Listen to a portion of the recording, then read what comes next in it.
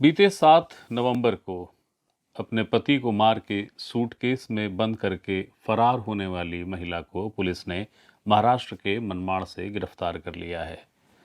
एक ऐसा दौर, एक ऐसा माहौल जब देश के अलग अलग हिस्सों में कहीं नीली टंकी, कहीं सूटकेस के किस्से सामने आ रहे हों, तो छत्तीसगढ़ में हुई ये घटना भला ध्यान क्यों न खींचेगी। तो जानिए कि ये घटना क्यों हुई, वो आरोपी महिला जिसने की ये घटना की, उसका इस घटना को लेकर क्या कहना है, और हाँ, पुलिस क्या कह रही है। जशपुर जिले में गांव है भिंजपुर।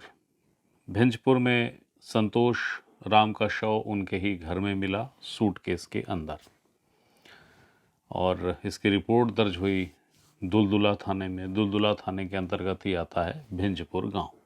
मृतक के जो भाई हैं विनोद भगत, उन्होंने इस घटना की रिपोर्ट दर्ज कराई थी और ये आशंका जताई थी कि उनकी जो भाभी है, जिसका नाम मंगरीता है, उसने ये घटना की होगी। उन्होंने पृष्ठभूमि में बताया कि गाहे बगाहे अक्सर विवाद होता था, चरित्र की शंका को लेकर विवाद होता रहता था, तो हो सकता है कि विवाद फिर हुआ और उसके बाद घटना घट गई। मंगरीता जो थी वो गायब थी, तो पुलिस की तलाश उन्हीं पर टिक गई कि मंगरीता है कहाँ, मंगरीता गई कहाँ, क्योंकि घटना के पहले गांव वालों ने बताया वो तो साथ में ही थे शव मिलने के पहले। तो अब मंगरीता किधर गायब है, तो मंगरीता का पता नहीं चला। और चूंकि एफआईआर जो प्रथम सूचना दर्ज हुई थी उसमें भी मंगरीता का ही नाम था, तो पुलिस ने बड़ी मुस्तैदी से तलाश शुरू की और उसके बाद मोबाइल के सर्विलांस से लेकर बाकी सारी कवायद शुरू हो गई। पुलिस को पता चल गया कि मंगरीता जो है वो मुंबई के लिए रवाना हुई है। मुंबई में मंगरीता की एक बेटी भी रहती है और उनका एक करीबी मित्र भी, जो रिश्तेदार भी है, जिस रिश्तेदार को लेकर अक्सर पति पत्नी में विवाद होता था। पति संतोष इस बात को लेकर शक जाहिर करते थे कि मंगरीता का उससे प्रेम संबंध है। मंगरीता उसे खारिज करती थी, मगर शक हमेशा वाद विवाद मारपीट में बदल जाता था। तो घटना की शाम को लेकर, यानी 7 तारीख को घटना घटी, 7 तारीख को फिर विवाद हुआ पति पत्नी के बीच में। शराब जो है उसने इस विवाद को और बढ़ा दिया और उसका स्वरूप जो है विकराल हो गया। और इसी विवाद के दौरान पति पहले संगरीता को पीट देते थे, यानी संतोष जिनकी मौत हो गई, मगर उस दिन शराब का सुरूर ज़्यादा था तो वो अपने ऊपर नियंत्रण नहीं कर पाए और उसी दौरान जब वाद विवाद हुआ, थोड़ी बहुत हाथापाई हुई, तो मंगरीता की बेटी का फ़ोन आया जो मुंबई में रहती है या शायद कोरबा में रहती है। तो उसकी बेटी का एक फ़ोन आया, तो उससे बात करने वो बाहर आ गई। तो जब वो बाहर आई तो दरवाज़ा बंद कर दिया संतोष ने, और आवेश में, तैश में फिर मंगरीता ने दरवाजे को तोड़ा। तोड़ने के बाद सामने संतोष खड़े थे, उन्हें लकड़ी से, लाठी से मारा और उसके बाद जब वो गिर गए, मैंने बताया कि शराब में वो कमज़ोर थे, नशे में थे, पत्थर उठा के सर पे दे मारा और उसके बाद तब तक मारती रही जब तक कि संतोष की मौत नहीं हो गई। मंगरीता ने ये बताया पकड़ाने के बाद, जब वो आ गई तो उन्होंने कहा कि अगर मैं उसे नहीं मारती तो वो मुझे मार देता। जो मंगरीता ने बताया वो यहाँ है, देखिए। उस दिन हम दोनों बोला कि कहीं दारू पी के आया, फिर अच्छा नहीं लग रहा है, चलो लेके आते हैं दारू, बोला तो चलो फिर लेकर आते हैं। फिर आके खाना सब्जी बनाए, उसके बाद वो लेट गया तो नहीं खाएगा, सोच के मैं खाना खाने बैठ गई। उठ के मेरे को क्यों नहीं पूछी खाना खाने के लिए, मैं सोची तुम सो रहे हो नहीं खाओगे, बोल के मैं खा रही हूँ बोली, तो क्यों नहीं पूछी कह के मुझे मारपीट करने लगा। मारपीट कर लिया, फिर खाना खा के और दोबारा झगड़ा करने लगा मुझसे। फिर झगड़ा कर रहा है, मारपीट कर रहा है मुझे, तो मेरी लड़की का फ़ोन आया तो मैं बाहर निकल गई।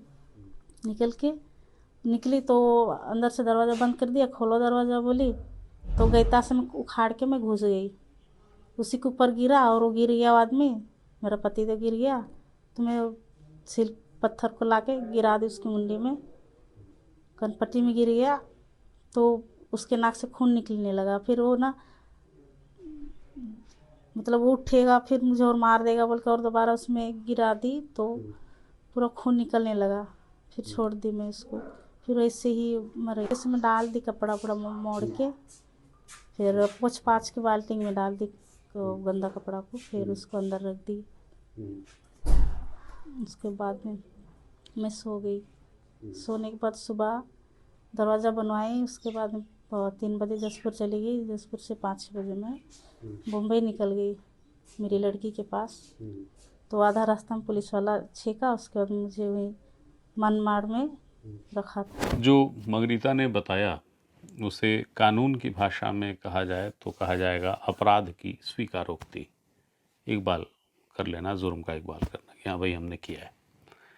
तो पुलिस का जो लक्ष्य था वो लक्ष्य ये था कि महिला पकड़ाए और ये तस्दीक हो कि ये जो घटना घटी है संतोष की नृशंस हत्या हुई और उसके बाद शव को सूटकेस में डाला गया, ये उस महिला ने ही किया, या महिला के साथ अगर अन्य कोई साथी थे तो उनका भी पता चले। तो महिला ने स्वीकारा कि भाई मारा भी मैंने, सूटकेस में ही मैंने डाला।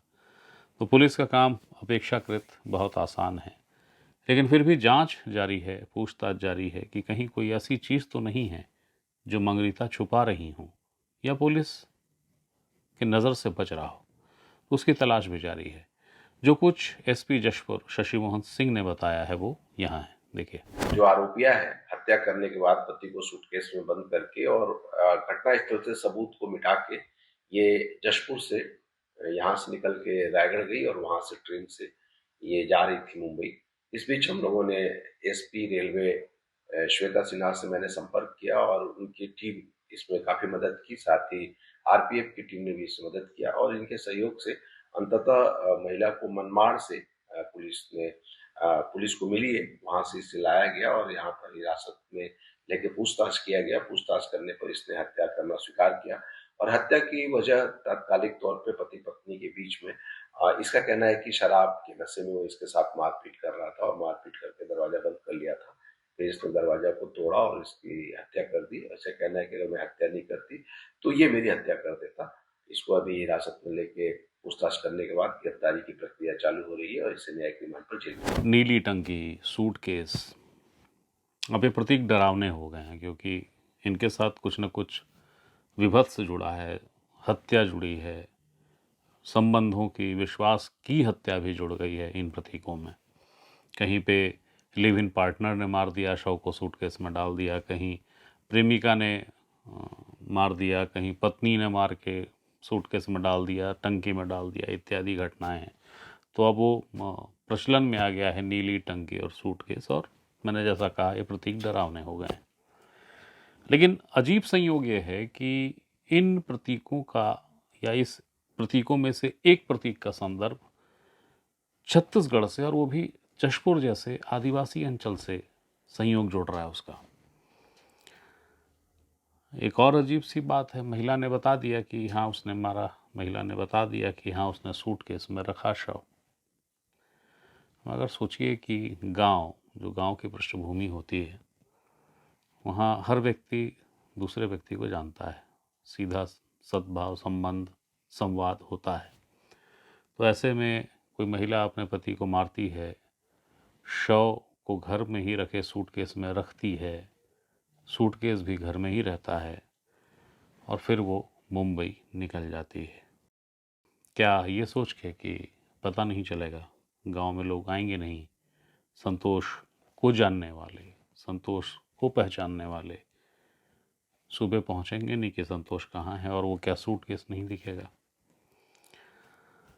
लेकिन हुआ यही, जो घटनाक्रम है वो यही कि जैसा महिला बता रही है, महिला ने मारा और मारने के बाद शव को सूटकेस में रखा और चली गई।